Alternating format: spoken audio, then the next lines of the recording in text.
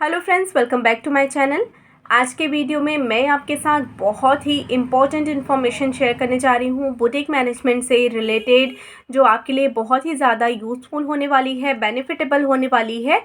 अगर आप boutique manage कर रहे हैं, आप खुद स्टिचिंग कर रहे हैं तो भी, और अगर आप खुद स्टिचिंग नहीं कर रहे हैं तो भी, और जिन लोगों ने सिर्फ बुटीक ओपन किया है और वहाँ एम्प्लॉयज़ रख दिए हैं और regularly time to time boutique में वो नहीं जाते हैं और बुटीक के एम्प्लॉयज़ ही बुटीक हैंडल कर रहे हैं, तो ये उन लोगों के लिए बहुत ही ज़्यादा इम्पॉर्टेंट इन्फॉर्मेशन होगी। यहाँ पर मैं अपना पर्सनल एक्सपीरियंस आपके साथ शेयर कर रही हूँ, क्योंकि बुटीक मैं भी मैनेज करते आ रही हूँ सालों से, और अभी मेरी न्यू ब्रांच फैशन वाइब्स को भी मैं अकेले ही मैनेज कर रही हूँ। रिसेंटली अभी 1 वीक ही हुए होंगे, मैंने एक बुटीक को विज़िट किया था, क्योंकि मुझे उनसे कुछ मैंने एक बुटीक विज़िट किया था क्योंकि मुझे थोड़ी सी इन्फॉर्मेशंस चाहिए थी और मुझे देखना था कि मेरे एरिया से बाहर निकल के अदर एरियाज़ में बुटीक का ट्रेंड कैसा है, बुटीक में स्टिचिंग कैसी प्रोवाइड की जाती है, फिनिशिंग कैसी है, कस्टमर को डीलिंग कैसे करते हैं, वहाँ की प्राइसिंग क्या है। बहुत सारी इन्फॉर्मेशन के लिए, जैसे कि मैं आपको सजेस्ट करती आई हूँ बुटीक मैनेजमेंट में, कि आप अदर बुटीक में विज़िट करें और वहाँ जा कर के आप वहाँ से प्राइस ले सकते हैं। अगर ज़रूरत पड़े तो आप एक दो क्लोथ्स जो है वहाँ स्टिच भी करवा सकते हैं, वहाँ के फिनिशिंग वगैरह चेक करने के लिए एज अ कस्टमर आपको वहाँ विज़िट करना चाहिए था। मैंने कॉल करके उन्हें पहले से इन्फॉर्म कर दिया था कि मेरा बुटीक है फैशन वाइब्स, सुई धागा लेडीज़ फैशन बुटीक। 2 बुटीक है मेरे, एक होम बुटीक है और एक फैशन वाइब्स जो है वो मैंने अभी हाल ही में मैंने इसकी ओपनिंग की है, 1 मंथ हो चुके हैं। मैंने ये सारी इन्फॉर्मेशन उन्हें दे दी थी, उसके बाद में मैंने उनका बुटीक विज़िट किया था। उनका बुटीक विज़िट करने पे मुझे थोड़ा वेट करना पड़ा। बिल्कुल ऐसा नहीं था कि वो मेरे लिए तुरंत ही अवेलेबल हों, क्योंकि मैं उनके बुटीक में सिर्फ़ और सिर्फ ओनर से मिलने गई थी, जिनका वो बुटीक था उनसे मिलने गई थी। एज़ अ बिज़नेस पर्पज़ मैं वहाँ गई थी, किसी और रीज़न से, क्योंकि मुझे वहाँ से ना रेट लेने थे, अदर कोई मुझे ऐसी बात भी नहीं थी, ना स्टिचिंग करानी थी, ना वहाँ टेलर से कांटेक्ट करना था, मुझे ओनर से ही मिलना था। तो इसलिए मैं बात करके ही गई थी कि ओनर मुझे वहाँ पर अवेलेबल हो। बट मुझे 2 या 3 आवर्स मुझे वेट करना पड़ा उनके लिए, और वहाँ पर उनका टेलर अवेलेबल था, जो कि मास्टर जो थे वो अवेलेबल थे, और उन्होंने एक हेल्पर भी रख रखा है, क्योंकि उनके पास कुछ रेडीमेड मटेरियल्स भी थे। तो जो उनका टेलर था वो दोनों साइड हैंडल नहीं कर सकता था, इसलिए उन्होंने एक हेल्पर भी रखा था, जिसका ये काम था कि वो रेडीमेड मटेरियल, किसी भी कस्टमर की डीलिंग वगैरह, वो सारी उसकी ज़िम्मेदारी थी। तो हालांकि उन्होंने कॉल करके मेरी उनसे बात कराई, ओनर से बात कराई, तो मैंने बोला कि मैं वेट कर सकती हूँ, तो मैं 2 से 3 घंटे उनका मैंने वेट किया। इन सभी बातों में जो सबसे ज़्यादा ज़रूरी बात है वो ये है कि अगर आप भी इसी तरीके से अपने बुटीक का मैनेजमेंट कर रहे हैं, कि आप बुटीक आपने ओपन कर दिया है बट आपको स्टिचिंग नहीं आती है, या आती भी है बट आपने वो बुटीक टोटली आपने किसी और के ऊपर छोड़ रखा है, आपने मास्टर हायर कर लिया है, आपने हेल्पर हायर कर लिया है, तो आपका कोई फ़िक्स टाइम नहीं है वहाँ जाने का। अगर टाइम फ़िक्स भी है तो आप बहुत ही शॉर्ट टाइम के लिए वहाँ जा रहे हैं।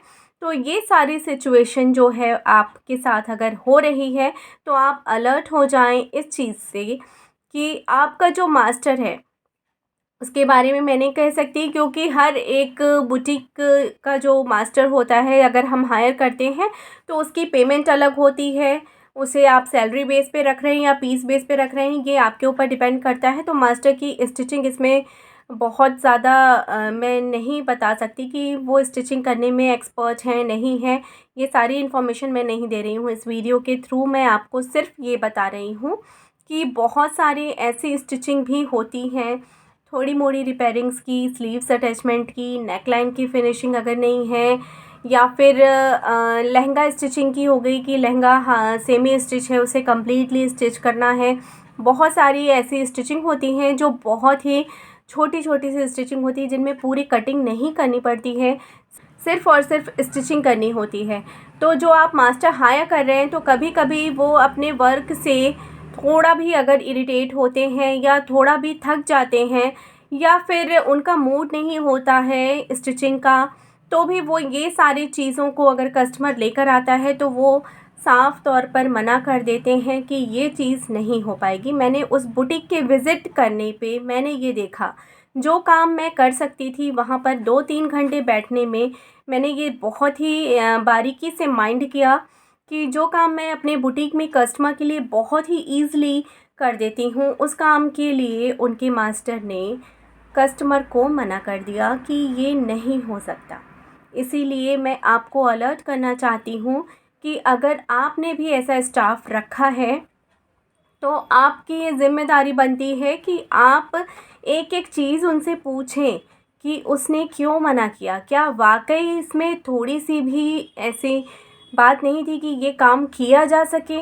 या फिर थोड़ी मुश्किल से भी अगर वो काम किया जा सकता है तो हम क्यों नहीं करें? क्योंकि हम एक बुटीक मैनेज कर रहे हैं और बुटीक में हर एक फ़ैसिलिटी कस्टमर को प्रोवाइड करनी होती है। तो हम हर फ़ैसिलिटी कस्टमर को प्रोवाइड करना चाहते हैं और हमें वो करना चाहिए। इसलिए आपको वहाँ बुटीक में, अगर आपने बुटीक ओपन किया है और आपने एम्प्लॉयज़ हायर किए हैं तो आपको बुटीक में राउंड लगाना ज़रूरी है। या अगर आप पूरा टाइम निकाल कर के बुटीक में बैठ सकें तो उससे बेस्ट कुछ भी नहीं होगा। आप फुल टाइम बुटीक में बैठिए। अगर आप स्टिचिंग नहीं भी कर रहे हैं, आप कस्टमर के साथ डीलिंग नहीं भी कर रहे हैं, तो आप अपनी एक अलग टेबल, अलग कैबिन बना कर के बुटीक में बैठ सकते हैं ताकि आप अपने स्टाफ पर नज़र रख सकें। एंड अदर हैंड मैं एम्प्लॉयज़ जो हेल्पर हैं उनके बारे में भी आपको बताना चाहूँगी। दूसरी साइड में जो आप हेल्पर रखते हैं, जैसा कि मैंने वहाँ पर 2-3 घंटे बैठने के बाद मैंने ये माइंड किया कि आप जो हेल्पर रख रहे हैं, अब यहाँ पर मैंने मास्टर की बात आपको बताई कि जो बड़ी-बड़ी स्टिचिंग की बातें हैं वो तो मास्टर हैंडल कर लेते हैं, बट छोटी-छोटी स्टिचिंग जो है बहुत सारे मास्टर्स उनको इग्नोर करते हैं, नहीं करना चाहते हैं या फिर उनमें वक्त ज़्यादा लग जाएगा। काम छोटा होता है बट कभी-कभी वक्त ज़्यादा लगता है, तो उसमें जो हमारा कॉस्ट है वो ज़्यादा नहीं निकलता है। इस वजह से भी मास्टर उसे मना कर देते हैं। बट काम हमारा बुटीक हम कर रहे हैं तो हमारा ये काम है कि हम हर एक चीज़ को एक्सेप्ट करें, हर एक चैलेंज को एक्सेप्ट करें और उसे कंप्लीट करें। दूसरी साइड में आपको ये हेल्पर के बारे में अब बताने जा रही हूँ कि हेल्पर जो होती हैं बुटीक में, वो भी अपना काम प्रॉपरली कर रही हैं, नहीं कर रही हैं। मैं ये नहीं कहूँगी कि आपने बुटीक ओपन किया है तो आप हमेशा एक्सपीरियंस्ड पर्सन को ही एज अ हेल्पर अपॉइंट करें। किसी नए गर्ल को, किसी नए इंसान को जिसको ज़रूरत हो, आप उसे रख सकते हैं अपने बुटीक में। कम पेमेंट देनी पड़े या फिर उसको एक्सपीरियंस बिल्कुल भी नहीं है, ऐसा कुछ सोच करके ना रखें। कम पेमेंट, आप उसमें पेमेंट में 500,000 रुपीज़ बढ़ा कर भी अगर किसी को रखेंगे, किसी ऐसे को रखेंगे जो कि अपने काम के लिए पूरी तरह से अलर्ट हो और वो अपना काम पूरी ईमानदारी से करे, तो वो आपके लिए बेस्ट होगा। आप बिना एक्सपीरियंस का किसी को भी रख लेंगे तो वो आपके लिए लॉस हो सकता है। जैसे कि मैं हेल्पर के बारे में बताऊं, उस बुटीक में जब मैं बैठी थी तो वहाँ पर एक और कस्टमर आए जिनको साड़ी के मैच से ब्लाउज़ मिलाना था, ब्लाउज़ मैच कराने थे। साड़ी उनके पास अवेलेबल थी, उन्हें रेडीमेड ब्लाउज़ चाहिए थे। उनके पास ब्लाउज़ का बहुत ही अच्छा खासा स्टॉक था, बट फिर भी वो जो उनकी हेल्पर थी, जो कस्टमर को डील करने के लिए रखी गई थी, उसने बहुत अच्छे से उन्हें ट्रीट नहीं किया। मतलब ट्रीट नहीं करने से मेरा सेंस ये था कि अगर मेरे बुटीक में कोई आता, मेरे पास उसके मैचिंग की चीज़ नहीं भी होती, तो भी मैं उसे सजेस्ट करती कि आप इसके ऑप्शन पर क्या कर सकते हैं। बट जो उनने हेल्पर रखी थी, उनके पास रेडीमेड ब्लाउज़ के बहुत सारे स्टॉक होने के बाद भी, बहुत ही सारे स्टॉक होने के बाद भी परफेक्ट साड़ी मैच ब्लाउज़ उसने नहीं शो किया, उन्हें नहीं दिखा पाई वो, या फिर उन्हें सजेस्ट नहीं कर पाई। ब्लाउज़ को यूं ही काउंटर पर फैला दिया और छोड़ दिया कि कस्टमर खुद से मैच करे। ऐसा नहीं होता है। अगर हमने एक फ़ैशन बुटीक ओपन किया है या एक बुटीक ओपन किया है जो सिर्फ लेडीज़ की सुविधा के लिए आपने किया है कि उन्हें हर एक चीज़ प्रॉपरली वहाँ मिल जाए, तो आपने हेल्पर रखा है। तो अगर आप हेल्पर नहीं रखते, जैसे कि मैंने हेल्पर अभी नहीं रखा है, तो मैं किसी भी कस्टमर को डील करती हूँ, मैं अपने काम के लिए करती हूँ, अपनी चीज़ों के लिए करती हूँ और बहुत ही अच्छे से डील करती हूँ, ताकि कस्टमर को बिल्कुल भी ये नहीं लगे कि उसे लाइटली लिया जा रहा है। कस्टमर को हमेशा ये देखने लगना चाहिए कि कस्टमर जो है वो आपकी प्रायोरिटी है। सबसे पहले आप उसके लिए अवेलेबल हैं, ये आपके हर एक कस्टमर को फ़ील होना चाहिए।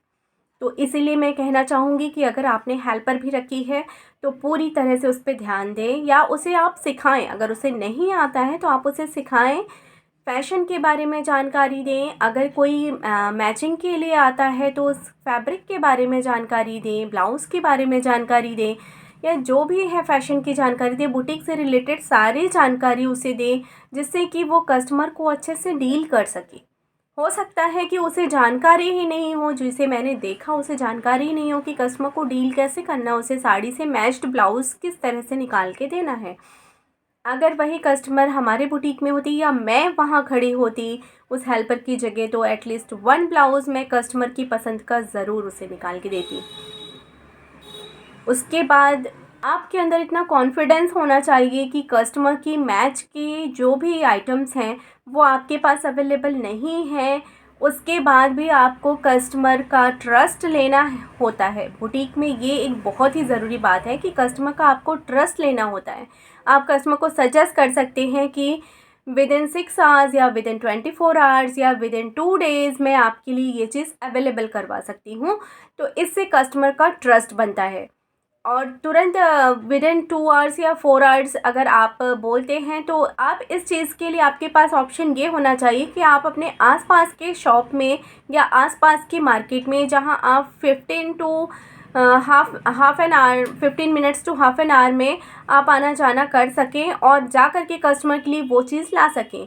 क्योंकि किसी नए कस्टमर को बनाने के लिए थोड़ा सा इस तरह से हमें अपनी जो मेहनत है हमें वो करनी पड़ती है, अपना पूरा एफ़र्ट्स देना पड़ता है। उसमें भले ही हमें बिल्कुल भी प्रॉफ़िट नहीं हो, बट अगर कस्टमर के लिए हम सुविधापूर्वक वो चीज़ कर सकते हैं, यहाँ अपने बुटीक में मैनेज करवा सकते हैं 2 घंटे में, 4 घंटे में, या 24 आवर्स में, या 2 डेज़ में, कस्टमर के पास जितना टाइम हो उसके अकॉर्डिंग अगर हम मैनेज करवा देते हैं, तो कस्टमर का ट्रस्ट बनता है, फिर वो कस्टमर कहीं और नहीं जाएगा, अगर आप पहली बार ही उसके साथ अच्छी डीलिंग कर लेते हैं।